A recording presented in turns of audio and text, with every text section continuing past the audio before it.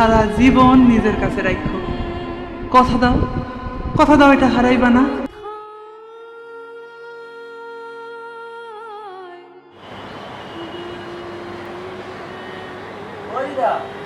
তুমি এখানে বসে আছো একা একা?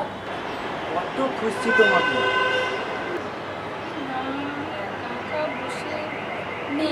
চিন্তা করছি তুই তো আছিস এই বৃদ্ধাবাসে, তুই আসিস, খোঁজ খবর নিস।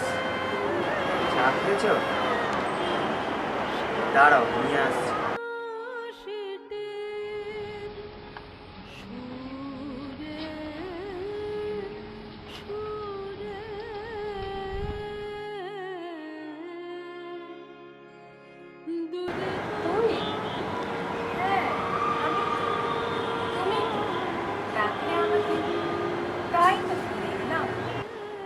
আছি তো আমি তোমার সাথে, কি যে এত একা একা ভাবো, আছি তো আমি।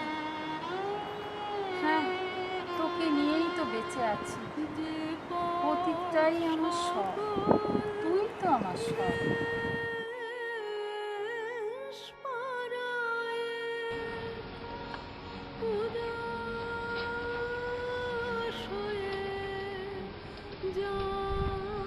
আমি হ্যাঁ, আমি এখানে বসে আছি। আর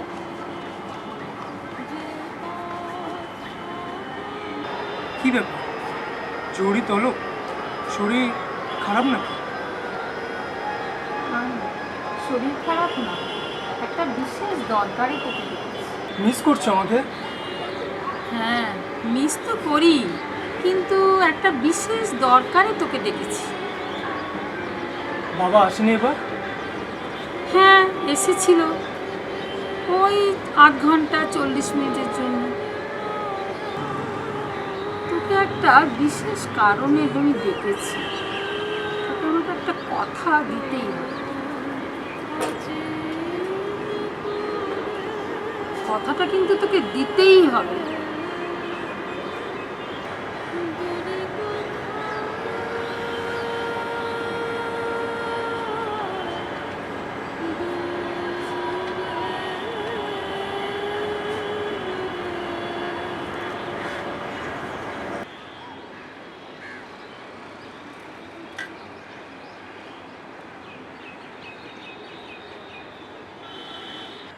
কি হয়েছে বলো তো?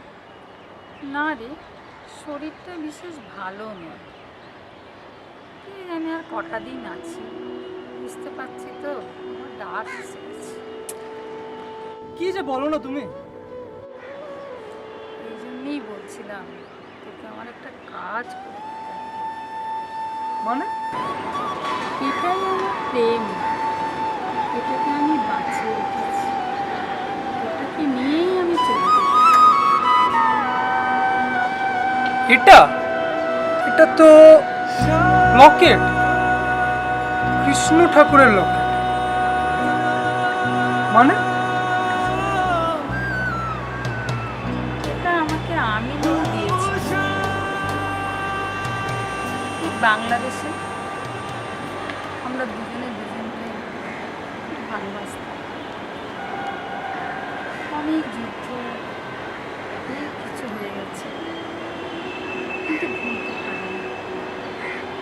এটাকে আমি এখনো রেখে দিয়েছি। সেই জন্য আমি বলছি, এটা ছাড়া আমি বাঁচব না। এটা তুই আমার সঙ্গে যেতে দিস। তোকে আমার চিতার সঙ্গে বিয়ে দিতে হবে আমি যখন মরব। এইটা ছাড়া আমি যেন না যাই, আমি এটা নিয়েই বেঁচে আছি। এইটা তোকে করে দিতেই হবে বাবা।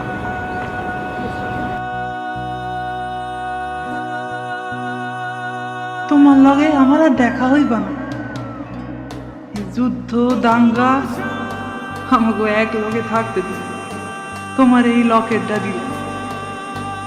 কৃষ্ণ তোমাদের প্রাণের ঠাকুর, এটারে সারা জীবন নিজের কাছে রাখো। কথা দাও, কথা দাও, এটা হারাইবা না।